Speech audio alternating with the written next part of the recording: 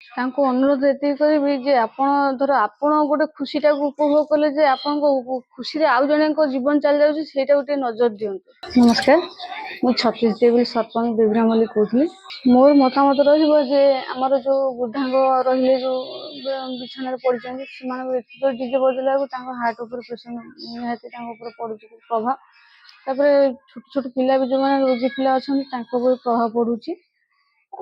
ସେମିତି ତ ବାଜା ବାଜିବ କିନ୍ତୁ ଗାଁ ମାନଙ୍କରେ ଯୋଉ ଡିଜେ ବଜେଇକି ଆସୁଛନ୍ତି ଏବେ ମାନେ ଅତ୍ୟଧିକ ସାଉଣ୍ଡ ଦେଇକି ଆସୁଛନ୍ତି ଯାହାକି ମାନେ ଯିବା ଆସିବା ଲୋକ ବି ଗାଡିରେ ବି ଆକ୍ସିଡେଣ୍ଟ ହେଇଯାଉଛନ୍ତି ହାର୍ଟ ତାଙ୍କର ଉପରେ ପ୍ରେସର ପଡୁଛି।